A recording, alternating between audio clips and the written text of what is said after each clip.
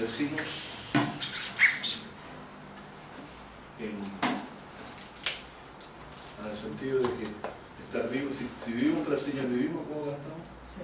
Si morimos para el Señor, morimos. Quiere decir que nuestra vida está sujeta a los designios de Dios y a su propósito. El que entiende así ya no se aflige tanto por el devenir de mañana, porque sabe que está todo en las manos de Dios. No estamos sin esperanza, sin Dios en este mundo como antes lo estábamos, hasta que Cristo el Señor Jesucristo y damos pueblos, dice, y somos solos. Los que conocen la palabra profecía entenderán lo que les quiero decir, que estamos vivos no para el Señor, y en este caso para indagar y escudriñar en la Escritura acerca de Jesucristo, ¿cierto? Que es el propósito de hoy día que tenemos en el Antiguo Testamento en particular. Y quiero volver sobre lo que hemos dicho antes un poco. Me propongo repasar un poco algo de lo que hemos estudiado en el domingo anterior, a fin de que quede bien sólido en la cabeza.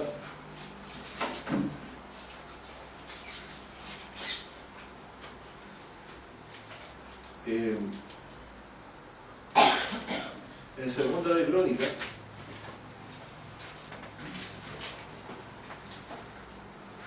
capítulo 6,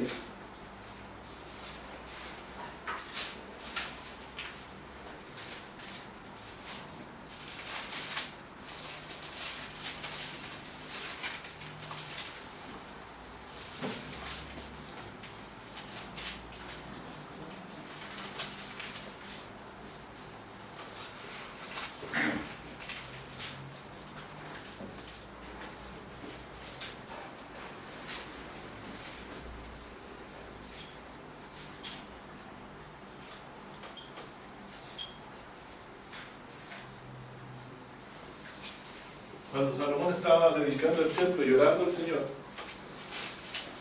corroboré dos cosas en mi investigación que hice ahí. Investigación, lo digo no en el sentido de darle tanto énfasis a lo que hago, sino que corroborar lo que sabemos. Porque también la casa del Señor fue llamada a adoración a todas las naciones, ¿cierto? Y de hecho, aquí usted puede constatar que así dice el texto. Por su mayor gloria es poder conocerlo.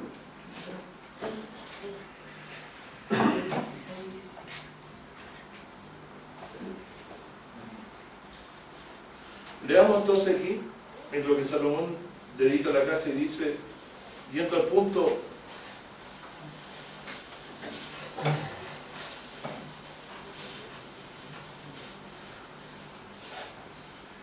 si leemos un poquito antes del 16, por ejemplo, el 14 dice, Jehová Dios de Israel, no hay Dios semejante a ti, en el cielo ni en la tierra, que guardas el pacto y la misericordia, ojo, guardas el pacto y la misericordia de tus siervos que caminan delante de ti, de todo su corazón. O sea, ¿con quién Dios guarda el pacto?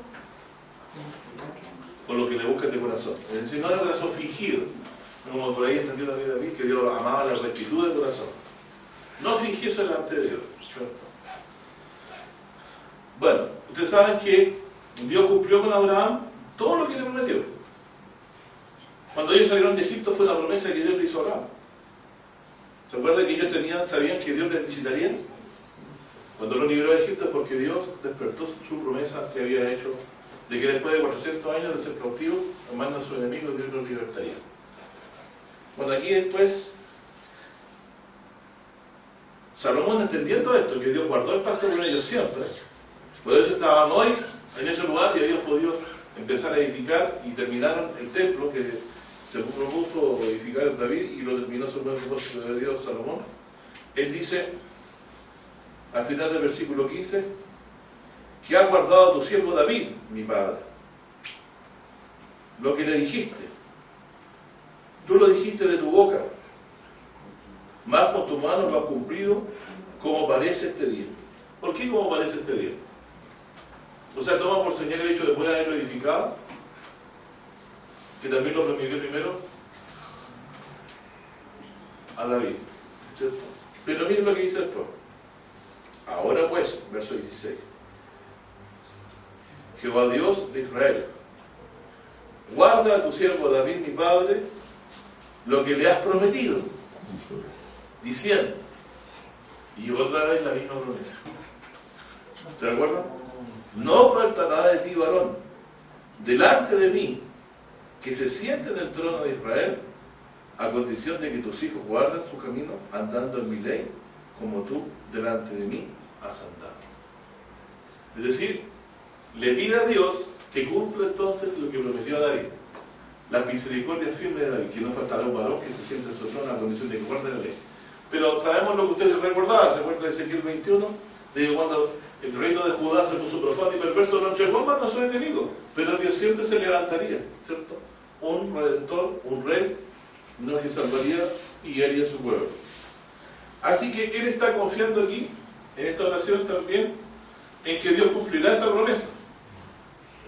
Y dice que, parte diciéndote que Dios cumple su promesa con los que se lleguen a él de todo corazón. Y más adelante, en el versículo 42, Dios dice, por boca de Salomón, para mí me parece significativo. Voy a leer el 41 también, dice, oh Jehová Dios, levántate ahora para habitar en tu reposo. Tú y el arca de tu fortaleza, sean, oh Jehová, Dios, vestido de salvación tus sacerdotes, y gocen de bien tus santos. Jehová Dios, no haga volver el rostro de tu ungido. Acuérdate de las misericordias de David, tu siervo. Entonces termina hablando de eso. ¿Por qué dice reposar en su reposo? Porque es el lugar donde iba a quedar estable. El arca. ¿En cuanto a que no tenga ira sobre el pueblo? No, es que no, ya no ande de un lugar a otro. Porque David dijo, pues si ese fue el corazón, yo habito en casa de cedro y allí en tienda. Entonces le quiso hacer una morada estable. Entonces aquí dice, ¿qué dice? Al final del versículo, acuérdate. ¿Qué dice el versículo? De la misericordia de David tu siervo. De tu ungido le dice primero. De tu... Es ungido de la David, ¿cierto? Esa misericordia, entonces, acuérdate, Señor, de levantarle un sucesor, como tú prometiste. Y esto sabemos, ¿cierto?, que es el cumplimiento de lo que dice el Salmo 89, que Dios le había prometido a David mucho antes, que no faltaría un gobernante que se sentaría en su trono.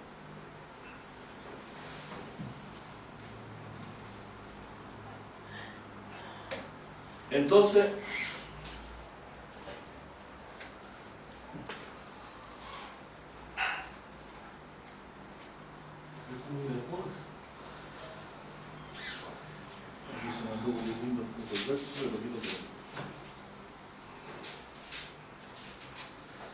miren ahora, comparando este texto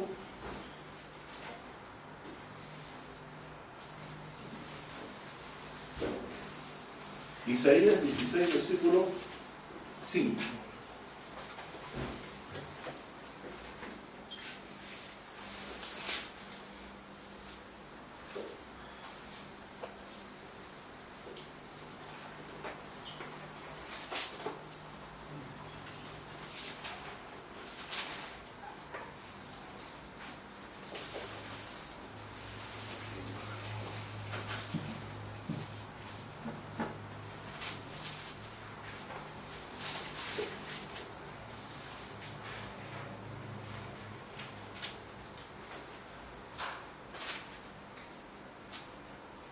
Bueno, hablando de que Dios volverá a reunir a su pueblo que había sido esparcido por todas las naciones, en el 4 dice, moren contigo mis desterrados, dice, oh Moab, seres escondederos de la presencia del destruidor, porque el atormentador fenecerá,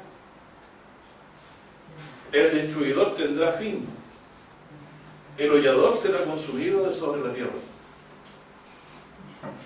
y dispondrá ese trono en misericordia, y sobre él se sentarán firmemente. Y dispondrá ese trono de misericordia y sobre él se sentará firmemente en el tabernáculo de David quien juzgue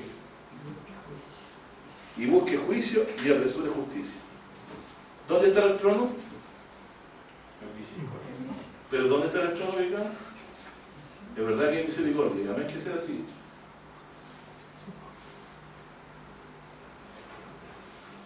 Se sentará firmemente en el tabernáculo de Dios.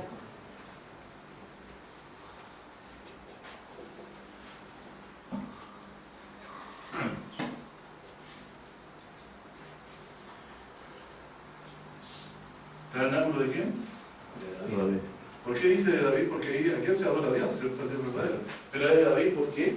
Porque él lo edificó porque Dios concedió a su, o sea, Dios consintió con su deseo de edificarlo, más su hijo lo terminó de construir. Pero ¿dónde va a estar el trono? En el tabernáculo de Dios, entonces. ¿No le parece singular eso? Se afirma, porque el trono, nunca estuvo el trono dentro del santuario. Había solo. No había trono adentro. Vemos ahí, ¿cierto? En el dibujo. No hay trono adentro.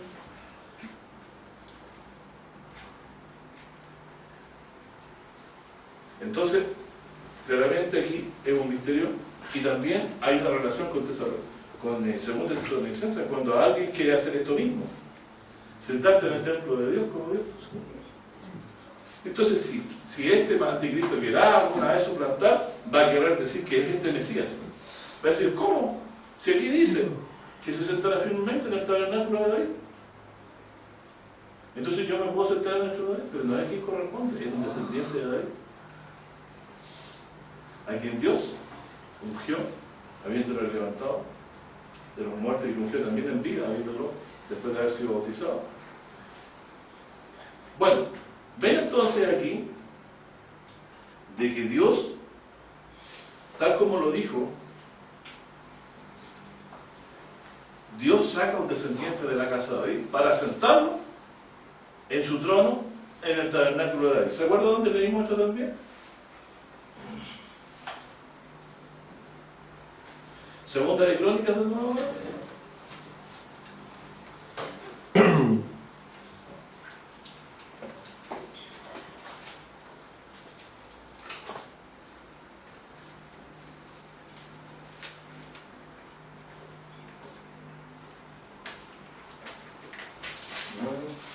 Nueve, 8.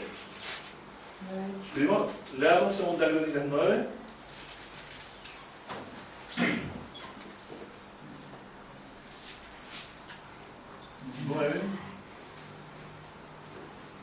¿Cierto? Y aquí lo habíamos leído del 1 al 2 y del 5 al 8.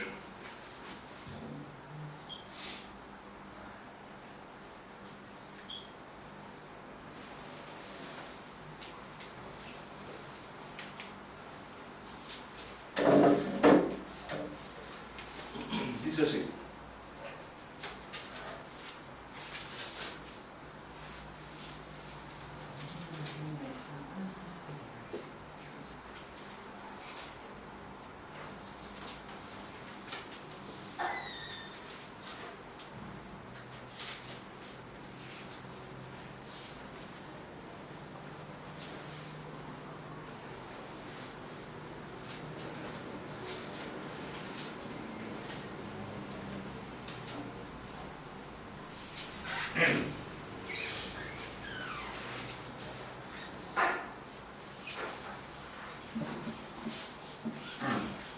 Bueno, aquí en uno vamos a hablar de que Reina Saba va a ver a Salomón para hacer saber acerca de su sabiduría.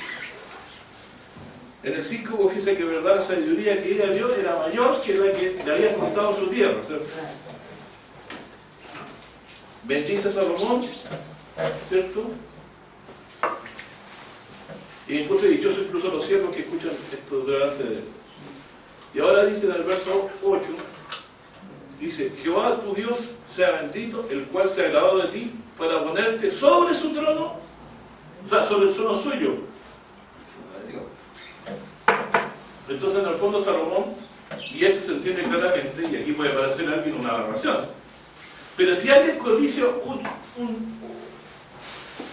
alguien que quiera ser igual a Dios, ¿cierto? Codicia un trono, el único que podría ser codiciable para este caso el anticristo es el trono de Israel.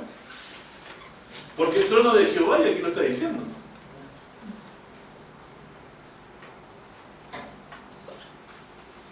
Por eso dice entonces que tanto que se siente en el templo de Dios como Dios haciéndose parecer Dios. Porque va a decir que el que se siente en el trono de Dios, así como lo hizo Salomón, David.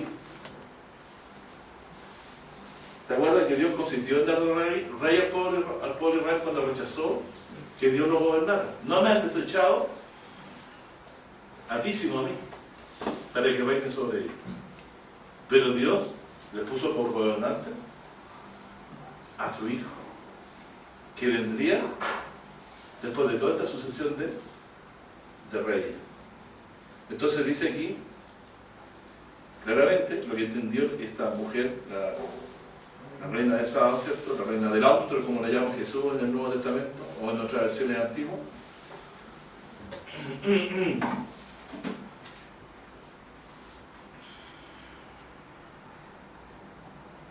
Dice: Jehová tu Dios sea bendito, el cual se ha agradado de ti para ponerte sobre su trono, por rey, dice, de Jehová. Entonces, ponerte sobre su trono es lo que está diciendo acá. Te impondrás trono de misericordia. Se sentará firmemente en el tabernáculo de David. Entonces esto concuerda con lo que dice 2 de Crónicas 9,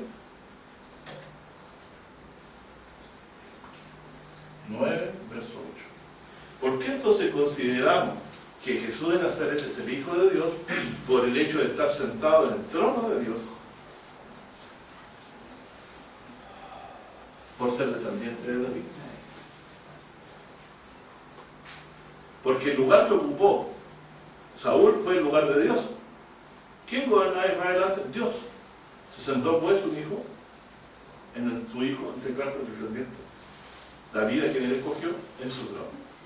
Por eso que tenía que ser el sucesor que Dios escogiera. No podía ser el que la gente escogiera, sino que Dios escogiera, porque Jehová es el único que conoce el corazón. Y solo Él puede traernos a alguien en quien Él se complace y puede traernos paz. El problema es cuando nosotros nos elegimos el rey. ¿Sí? Bueno, aquí también en la escritura dice: por cuanto tu Dios amó a Israel para afirmarlo perpetuamente, por eso te ha puesto por rey sobre ellos, para que haga juicio y justicia. Es decir, que Dios también con esto, con darle un rey permanente, también está diciendo que el reino de Israel es permanente, ¿cierto? El rey y el pueblo son permanentes.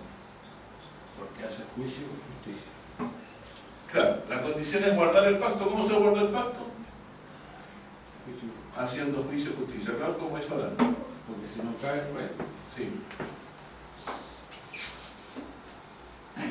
¿Qué es lo que muchos pensaban que no era así? Que podían hacer lo que le viniera en la cabeza y Dios se lo iba a pasar por alto. Y dice: si tu hijo, dice, se apartara en dejar el rey, yo lo castigaré con azotes de hombres.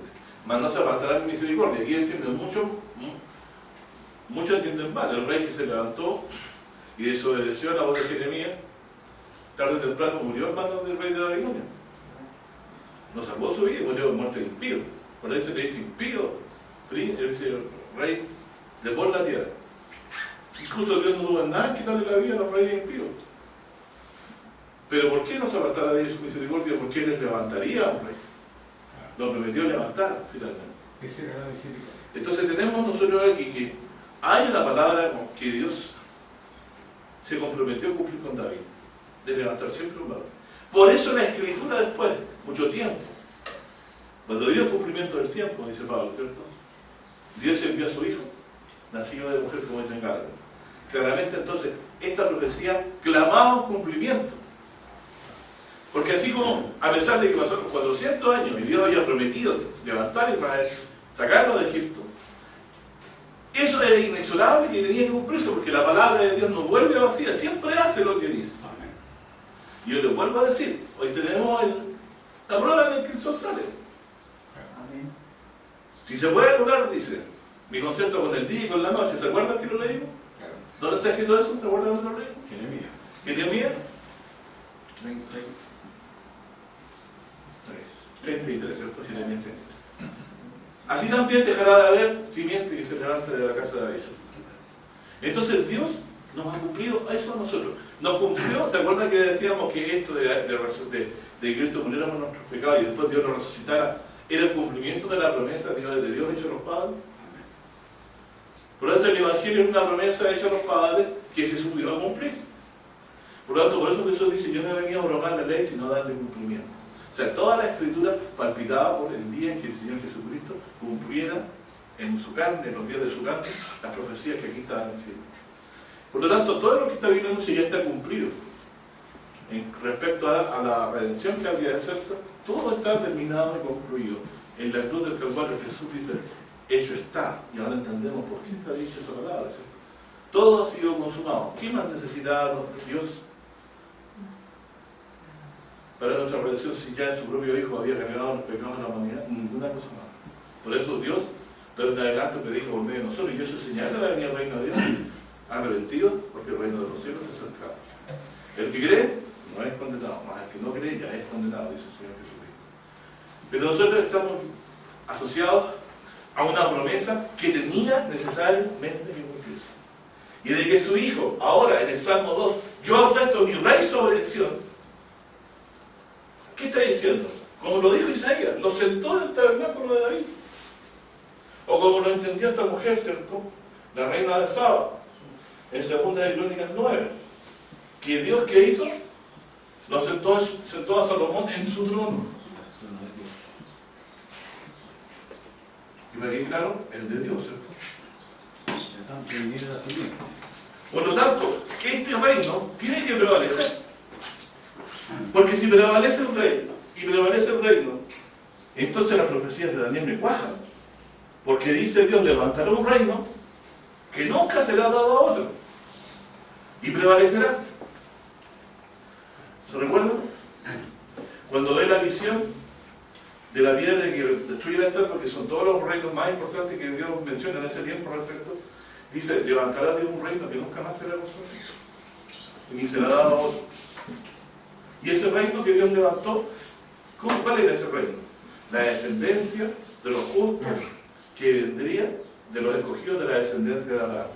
Porque en Abraham tiene muchos hijos, pero los escogidos de su descendencia, los que participen de la fe de Abraham, ellos son benditos con él, ellos alcanzan la promesa. Dios ya tiene puesto su rey sobre Sion, ¿verdad? Alguien podría preguntar, ¿por qué no hay juicio y justicia en la tierra entonces? Es menester que rey, hasta que poner a todos sus enemigos por detrás de su gente. No me corten, le dijo a los secadores. Yo creo que los ángeles están deseosos de esta injusticia o perversidad que ven. Los ángeles rectos desearán hacer juicio. Pero Dios los detiene y dice, no arranquen la cizaña antes del juicio final. Ahí se va a separar todo. El reino de los cielos es como una gran red que se echa en el mar, se sale afuera, ¿cierto? Y ahí se separa todo. A Lot Dios lo sacó y después destruyó la ciudad. Entonces Dios primero tiene que ponernos a salvo a nosotros para después destruir lo que quiera. Ese es el punto. Por eso es que primero nos iremos a reunir con el Señor al aire, ya resucitado ya, y luego viene el juicio sobre él. Una vez que estemos juntos al cuerpo muerto, viene el juicio sobre el mundo. Porque acuérdense que los ángeles vendrán por los 4 ángulos de la tierra y recogerán a todos los que hacen escándalo y los lanzarán al lago de fuego. Y después con los escogidos iremos a recibir al Señor en el aire. Por lo tanto, este ungido que Dios nos ha manifestado a Jesús estaba preanunciadísimo en las Escrituras. Y que se sentaría sobre el trono de David, que es el trono de Dios. Es decir, que cuando la gente desechó a Dios, le hizo un lugar a Cristo. ¿Me entienden lo que quiero decir? Ya. ¿Te imaginas que ellos nunca hubieran pedido un rey? ¿Cómo la providencia de Dios? ¿Cómo Dios podría haber metido al Hijo en el mundo? Pero lo que fue perversidad al corazón de ellos, Dios se los convirtió en bendición. Los caminos para ellos. ¿Me entienden? Ellos querían un rey cualquiera, como todas las otras naciones. Pero Dios no les dio cualquier rey. Le dio a alguien en quien su alma tiene contentamiento. Para bien nuestro. E incluso a Saúl se los quitó. Él no quería sino el bien de su pueblo. Digamos, entonces podríamos acusar a Dios de malintencionado o de que quiere funesto respecto de nosotros, para nada. Yo veo que solo bien lo que Él ha querido con nosotros. Entonces, si nosotros no miramos eso en la vida cotidiana, tenemos una visión muy pobre. Por eso dice que Dios nos enriqueció. Porque al darnos al Señor Jesucristo, nos dio la felicidad misma. En su reino no habrá más injusticia. Y acuérdense que cuando hay justicia, incluso la tierra misma, la maldición se quita. Nos dice aquí la oración: si el pueblo que amara a mí, dice, se arrepintiera de sus pecados, yo sanaré su tierra. Nosotros, en el nombre de Jesucristo, buscamos perdón de los pecados y ya no hay más maldición. Entramos bajo con los pecados perdonados, ¿cierto? Y en el reino venidero no habrá más maldición. Hermano, ¿se acuerda el texto que dice que el celo del Señor de los ejércitos hará esto? Ahí se cumple. Eso es un factor, o sea, es una palabra de firme confianza. Eso. O sea, Dios ha puesto su corazón en eso. En poner a He jurado por mi santidad, dice que no mentiré a David. Poner a Cristo en el trono es un celo de Dios. El celo de Dios.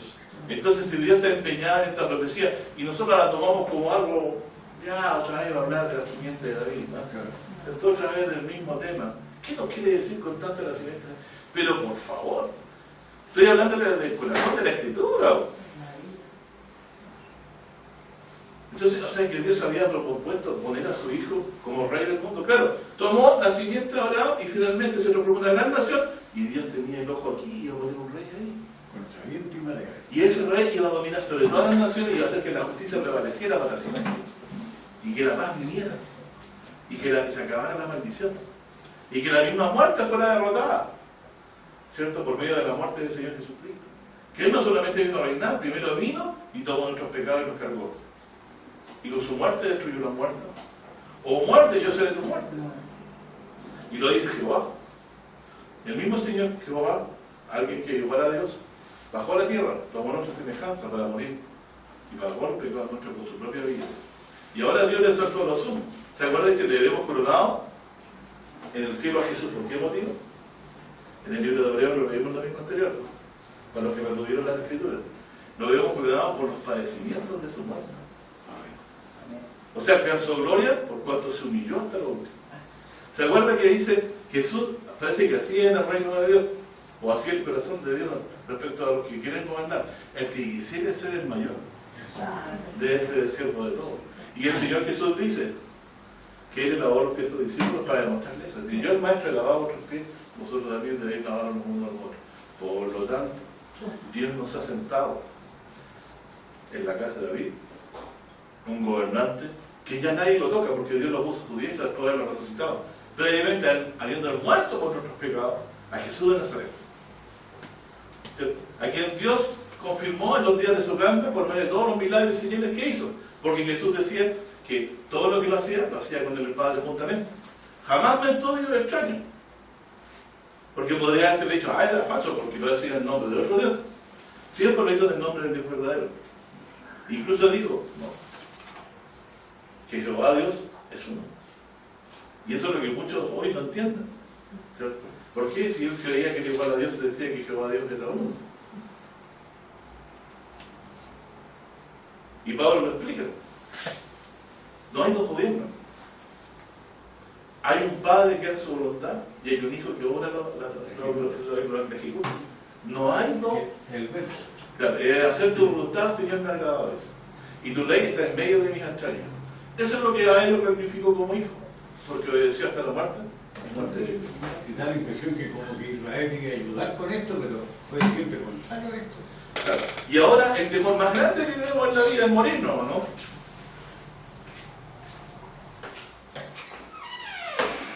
¿Y qué hay con eso?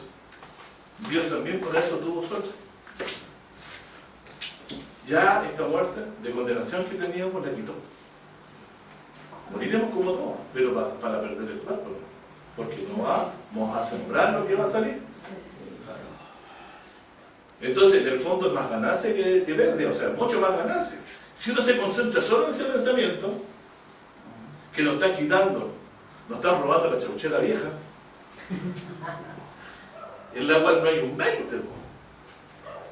Dígame usted, un muerto, ¿sabe cuánta plata tiene? ¿Cuánto dejó en la...? No. Hasta el último segundo quizás sí, pero después ya no. No tiene relevancia absoluta. Ni el mueblecito lindo que le gustaba, que usted limpiaba, ni tanta cosita que usted limpió y guardó y metió en cajitas para el futuro, que después cuando mueren, ¿sabe lo que quedó? Todo eso que usted considera tan importante en el momento de morir, se hace cero. Se hace cero.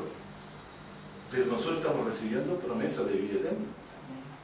Que es lo que a Pedro detuvo de irse como discípulo. Hay muchos discípulos que dejaron a Jesús después de lo de San Juan 6, ¿cierto? De que él dijo que come mi carne y bebe mi sangre, Jesús. Y Pedro fue uno de los que se mantuvo, ¿cierto? Bueno, entonces estamos alegres en el sentido de que poder saber de que no estamos montados nuestras expectativas sobre promesas humanas, sino sobre promesas que Dios mismo ha hecho. Y las reveló a David, y los que siguieron posteriormente a ella, siguieron esperando el cumplimiento de ella. Y fíjense, nosotros somos los más bienaventurados, porque vemos las promesas cumplidas. Porque nosotros desde lejos podemos ver de que casi 2000 años atrás esto ya ocurrió, y nos dimos cuenta hace poquito nomás. Entonces, si nosotros vemos la perspectiva de nuestra vida desde lo que Dios nos ha dado en Jesús, somos los más bienaventurados de los hombres. Si lo miremos de la perspectiva humana, de que vale la vida por lo que uno tiene o goza, nos engañamos, ¿cierto? Porque este mundo se pasa. Más la palabra de Dios dice, permanece para siempre. Y esta es la palabra que para el Evangelio dice, pues así no sea, es el apóstol Pedro. Por lo tanto, Dios nos ha puesto a Jesús, habiendo muerto por los pecados, a la diestra de Dios, conforme a las profecías de las Escrituras. No podría permitir que su santo viera corrupción. Que haría él que su santo estuviera siempre delante de él. A pesar de morir por los pecados, que siempre estuviera. O sea, le levantaría de nuevo. Y imagínense que si la promesa era de un Mesías que iba a venir, ¿usted cree que David pensaba que iba a vivir esa bonita vida, no? Es lo mismo que expresa, en la casa del Señor vivirá por largo tiempo. ¿Cierto? Él habla de una vida eterna, posterior en la casa del Señor. Por lo tanto, él tenía la misma esperanza nuestra. Si nosotros, si por ejemplo el mismo David dijo que era peregrino como todos sus padres, o sea, él había entrado en la misma promesa en su corazón con Abraham, la misma promesa con Abraham. Porque así como Abraham no recibió ni siquiera un lugar donde poner la planta de su pie, también David se consideraba advenedizo, a pesar de estar en una casa de cedro, ¿cierto?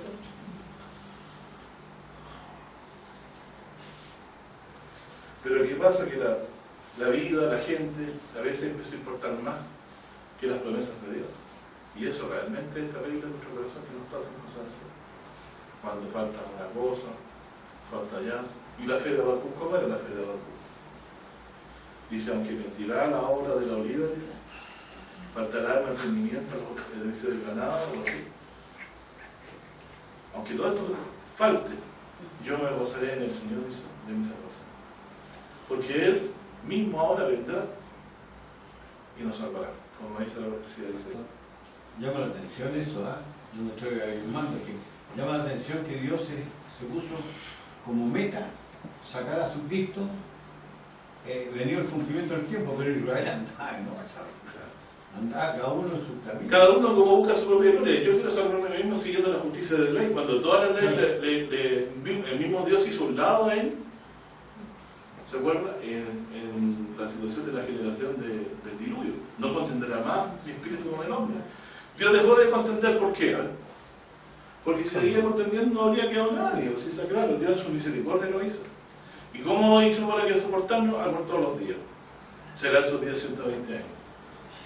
Y ahora también en los días de David también. Por todos los días. Sobrellevó.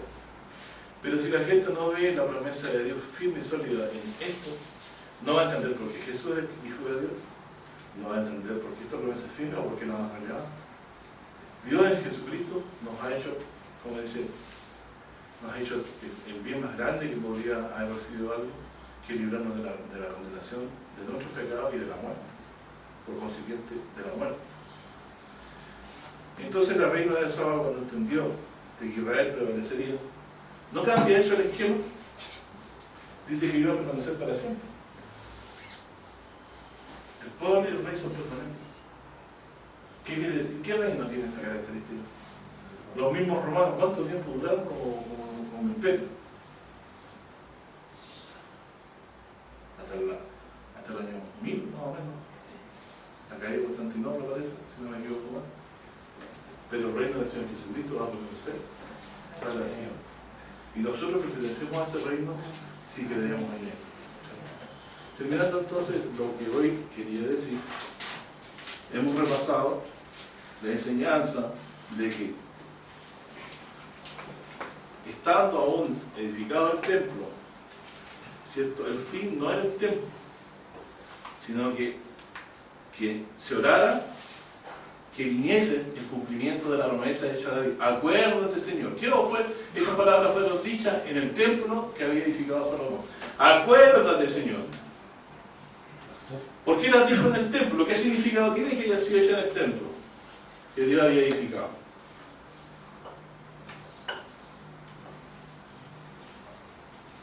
¿Para qué fue edificado el templo? Para que sea casa de oración a todas las naciones. Y a fin de que cuando alguien orara ahí, tú lo oirás de tu santa morada y harás conforme a Israel. Entonces, ¿qué palabra dejó grabada? Cuando uno ora una sola vez delante del Señor con fe, un corazón arrepentido, esa oración queda retiñendo delante del Señor para siempre. Nunca deja Dios de oírla. Un precursor. ¿Me entienden lo que quiero decir? Y si usted toma en consideración que está, ¿qué es lo que clamó David ahí? Que se acordara de su padre, de la promesa que le hizo. Entonces esa promesa quedó grabada en el templo y quedó expuesta ante Dios hasta los días del cumplimiento. Y Dios trajo lo que había prometido. Pastor, el que dice estas palabras que lo puso sobre el trono es la reina de Saba. Quiere decir que entendió bien ella. Eso es lo que estoy diciendo yo. Por eso dice que se levantaría y condenaría a esta generación. Si alguien hizo alguna vez más mérito para ser elegido rey en cuanto a justicia y a poder de virtud de Dios, Jesús con sobra, ¿cierto? Los hizo. Cuando viniera, dice el Mesías, hará más señales que esta, decía alguna gente, diciendo claramente, ¿cierto? Muy sabiamente. Bueno, entonces quisiera, si me permiten, releer algunos pasajes de Isaías 42 que habíamos leído en lo mismo anterior. Pequeño repaso. Dice así: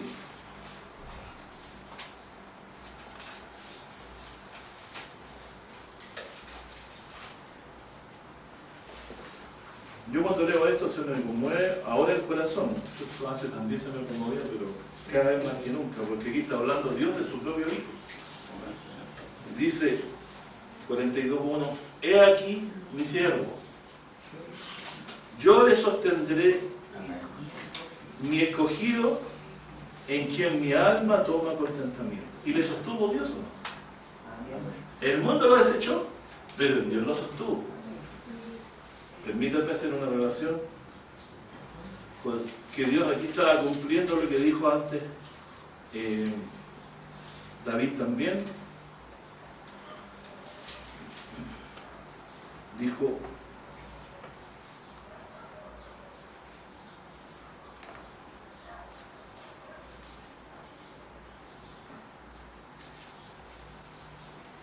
hice alianza con mi escogido, juré a David, mi siervo, diciendo: para siempre confirmaré tu simiente, edificaré tu trono por todas las generaciones, y celebrarán los cielos tus maravillas.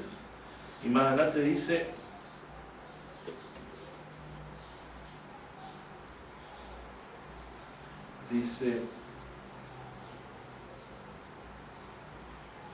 entonces hablaste en visión a tu santo y dijiste: yo he puesto el socorro sobre valiente.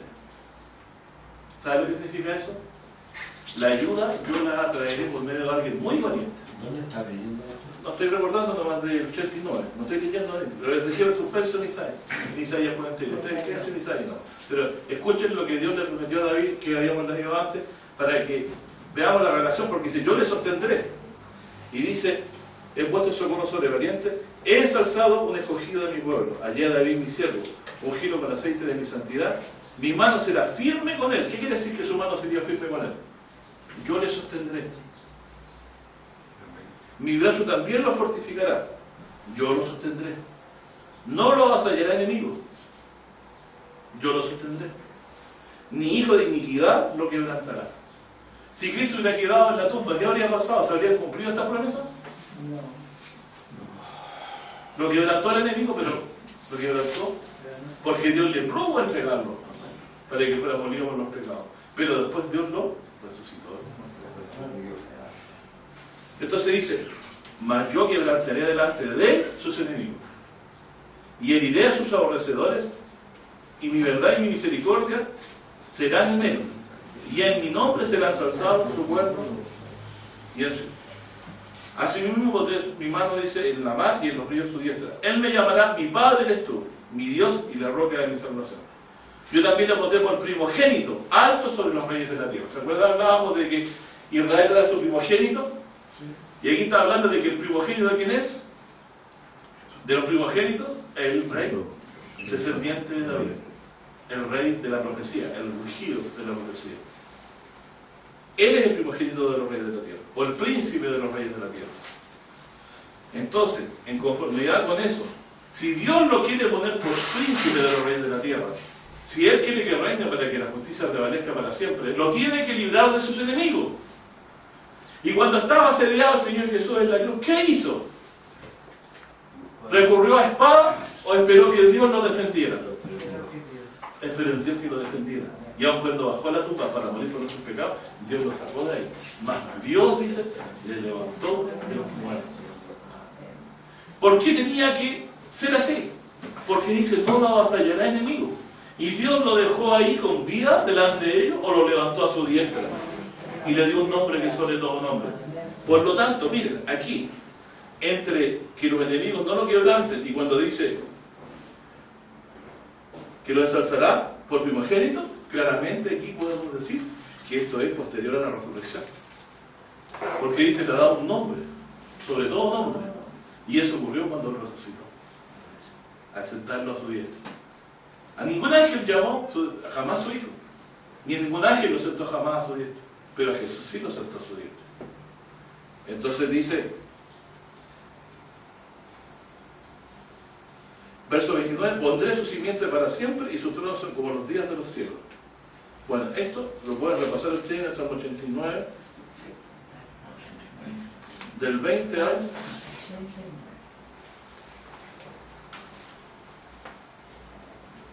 19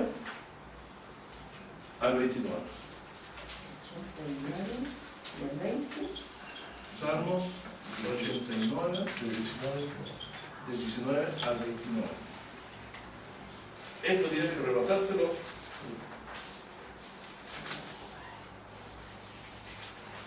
Repasarlo, pero todos los santos días, si pueden leerlo, van a entender el Evangelio y van a entender el Antiguo Testamento. Avasallará enemigo se refiere después de la resurrección. Cuando Jesús fue llevado, fue maltratado. Desde el momento que fue, ya antes era aborrecido y querían matarlo, ¿cierto? Sí. El intento de matar a Jesucristo no fue solamente el día en que lo prendieron. Buscaban ocasión para matarlo. ¿Y cómo lo buscaban? ¿Cierto? Haciéndolo pecar contra Dios. Porque lo tentaban con preguntas. ¿Cierto? En más de una oportunidad. Dino, ¿es lícito dar tributo a César? Si Jesús le ha dicho, no le den tributo a César, ¿qué hacen los romanos? Él pega con su boca y lo mata. Ah, no lo vencieron en ese. Claro, pero también buscaron más de una oportunidad para matarlo. Eso quiere decir que hacían acechanzas contra él. Hacían acechanzas. Dice, no se haga en días de Pascua, no se haga. Andaban buscando ocasión. Y por eso el que se prestó muy bien ahí fue Judas para la Vega, ¿cierto? Cumpliendo la profecía que se le vendería por 30 monedas de plata. Bueno, la cosa es que acá, a lo que quiero llegar, y a decir que en el Salmo, o sea que en Isaías 42, cuando dice, en quien mi alma toma contentamiento, he puesto sobre él mi espíritu y dará juicio a la gente. Antes he dicho, yo le sostendré. Aquí implica resurrección, implica protección de su enemigo. Entonces, cuando lo veían en la cruz, ¿qué decía? ¿Cómo va a ser este Mesías si está crucificado y ahí? ¿Cómo va a salvar a alguien? Sálvate a ti mismo, ¿cierto? Pero él esperó en Jehová, ¿cierto? Él esperó en Dios. ¿Quién tenía que glorificarlo? Dios. Porque si no, no habría sido para convencimiento de nadie. Y aquí dice, ha puesto sobre él mi espíritu y dará juicio a la gente. Luego dice, no clamará ni alzará oír su voz en las plazas, no que bailará calle cascada, sino que ni se ni apagará por oír los grumear, sacará el juicio a verdad. ¿Cómo lo sacó? Jehová cargó en él el pecado de todos nosotros. Dice, no se cansará. ¿Qué hacía Jesús en los días de su carne? ¿Qué decía respecto a que tenía que padecer? De un bautismo tengo que ser bautizado, y cómo me aflijo hasta que se cumpla. Y se refería al bautismo de su muerte. Dice, no se cansará ni desmayará hasta que ponga en la tierra juicio, y las islas esperarán su ley. ¿Quiénes son las islas? Los gentiles. Los pueblos lejanos. Entonces, ¿estamos aquí nosotros hoy esperando su ley? Amén. Estamos aquí incluidos nosotros esperando que venga su reino, ¿cierto? Así dice Jehová, el criador de los cielos y el que los extiende, el que extiende la tierra y sus verduras, el que da respiración al pueblo que mora en ella y espíritu a los que en ella andan. Yo, Jehová, te he llamado en justicia. ¿Por qué lo llamo en justicia? Su alma toma contentamiento en él. ¿Por qué? No hay maldad ni engaño en su boca. Te llamaba justicia y te tendré por la mano, o sea, yo le sostendré, tal como dice David. Entonces, el que lee este texto y se acuerda del Salmo 89, está cumpliendo las misericordias fieles de David. ¿Harían esa conexión los hebreos? Para nada. No podrían comprender que el descendiente de David, el ungido que lo iba a salvar, ¿cierto? Yo le sostendré por la mano, le guardaré y le pondré por alianza. ¿Por qué por alianza? ¿Cierto? Porque dice la Escritura que esperarán en él la ley, ¿cierto? Lo dijo antes, y por lo que sabemos también que Dios haría un nuevo pacto, ¿cierto? Para que abras ojos de ciegos, para que saques de la cárcel a los presos, y de las casas de prisión a los que están en asiento de tinieblas. Yo, Jehová, este es mi nombre, y a otro no daré mi gloria, ni mi alabanza escultura. ¿A quién dio entonces? ¿Ha dado su alabanza y su gloria? A quien sentó su diestra, al descendiente del ungido de David, a su hijo. Y ahora miren, vamos al 61, para que abran los ojos a los ciegos, ¿cierto? Y este se lo saben de memoria. 61, lo saben, ¿cierto? Dice, el Espíritu del Señor Jehová es sobre mí, porque me ungió Jehová. Me ha enviado a predicar las buenas nuevas a los abatidos. Dice, a vendar los quebrantados de corazón. ¿Quiénes serían los quebrantados de corazón? Los que lloran. ¿Y qué les decía que son los que lloran? Recibirán consolación. Tomando esta pasaje. A publicar libertad a los cautivos. ¿Quiénes son los que estaban cautivos? Todo aquel que hace pecado, siervo es del pecado. ¿Qué hizo Jesús en la cruz? Murió por nuestros pecados. Y dice, a publicar libertad a los cautivos y a los presos a la altura de cárcel. Nosotros éramos esos presos que estábamos cautivos del pecado. Y dice, a promulgar el año de la buena voluntad de Jehová. ¿Por qué el año de la buena voluntad? Porque Dios en ese día cumple la profecía también que quitaría la tierra quitaría el pecado en un día. Y también dice, el día de la venganza del Dios nuestro, y a consolar a todos los enlutados. Pero Jesucristo es de los que están enlutados ¿de qué? Por sus pecados, ¿cierto?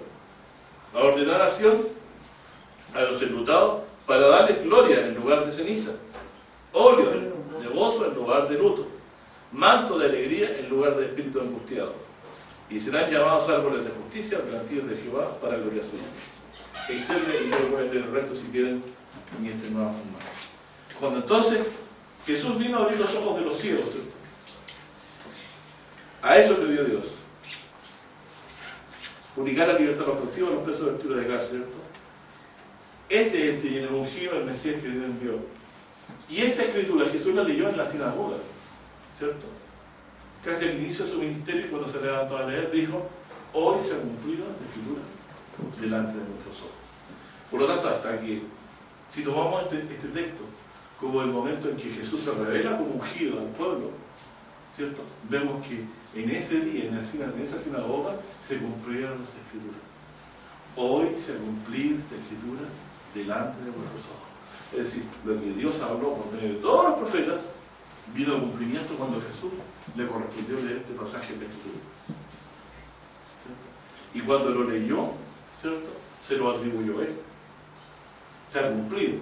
Cuando dijo: el Espíritu del Señor es sobre mí, Él me ha ungido para predicar las buenas nuevas. Él estaba tomando las palabras dichas de Isaías respecto al ungido descendiente de David que vendría, la de Isaías 42 también, como propias. Por lo tanto, él significó: somos Mesías de las Escrituras. Así que aquí nosotros no estamos diciendo: bueno, Jesús es un buen hombre, Jesús es una buena persona, sus enseñanzas son buenas. No, Él es el ungido. Y ya sabemos entonces cuál es el trono que se disputa en esta escena, ¿cierto? ¿Cuál es el trono de más grande que más se puede codiciar? Sentarse en el trono de Dios, ¿cierto? Porque ahí Dios aceptó ya a su ungido. Ahora en la ciudad de acá abajo ya no cuenta mucho, pero ya, ¿cierto? El atrio que está afuera no lo mira, dice, porque Jerusalén se lo lleva a los gentiles hasta que el tiempo de los gentiles se cumpla.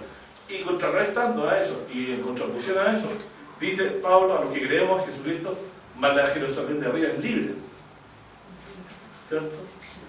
La cual es madre de todos nosotros, en Galata. Y ahí, ¿quién está sentado a la diestra? Y en esa ciudad no ha hecho ninguna cosa, Sucia dice que ama o hace mentira. Pero nosotros sí hemos entrado a esa ciudad, como dice la verdad, teniendo libertad para entrar al santuario y sobre la sangre de Jesucristo, por el camino que nos ha vivido, de su sangre, su carne, perdón. Así que en él tenemos hoy acceso a la presencia de Dios por el perdón de los pecados. Jesús es el ungido, se manifestó como el descendiente de David, como el rey que Dios puso como para gobernar para siempre sobre los tronos de Israel. Todo entonces nuestra confianza no la ha inventado nuestro corazón. Está en un intento de Dios de poder poner a su Hijo como primero Rey de Israel en justicia y finalmente Rey del mundo, alto sobre los reyes de la tierra. Nosotros no estamos exagerando, haciendo un hipérbole respecto a Cristo. No es una exageración. Dios dice: lo pondré por primogénito, alto sobre los reyes de la tierra. Es esa su voluntad, que la justicia prevalezca. Por eso dice que Dios ha puesto en el Espíritu de Dios, ¿cierto?, para traer justicia a los pobres y a los mansos de la tierra. Así que en Él, las islas que somos nosotros, esperamos. Él nos ha levantado bandera y nos ha llamado. Como dice también otro texto de Isaías, ¿cierto?, el 11, levantará bandera, dice, y a Él se reunirán la gente. O Silo, dice el pacificador, a Él se gobernarán las naciones. En su Hijo esperamos. Él traerá la alegría que esperamos. ¿Creen ustedes que este mundo nos va a ofrecer la alegría, la tranquilidad, la seguridad, la justicia que traerá el reino de Dios? Bajo ningún modo. Así que, mientras vivimos, somos advenedizos en este siglo, porque no es el reino que esperamos. Nosotros no solo esperamos la tierra, no, esperamos un gobernante en justicia y en rectitud que se levantará, que nos garantizará que en ese reino no se va a romper nada, porque nos pastoreará todo y nos dará por la fuente, dice, de Dios agua. La gran multitud será pastoreada por el Señor Jesucristo. Se le dice que el Señor mismo Jesús nos va a pastorear y nos guiará a fuente de Dios agua. Él va a ser nuestro pastor, Él nos va a edificar allá, nos va a enseñar. Así que uno de los motivos por los cuales principalmente tengo por cierto que vale la pena entrar en ese reino. Porque imagínense, mientras estamos en esta tierra siempre estamos en la incertidumbre de que nuestro corazón nos engañe. Seamos engañados. Y estamos ciertos solamente porque sabemos que todo esto que hoy leímos nos salió del corazón nuestro. Pero el día que estemos con el Señor Jesucristo, ya no habrá de qué preocuparse. Se cumplió lo que Él dijo, ¿cierto? Que solo bien es el Maestro. No queráis ser llamados maestros, porque uno es vuestro Maestro, el Cristo. Que Dios le bendiga. Amén. Amén.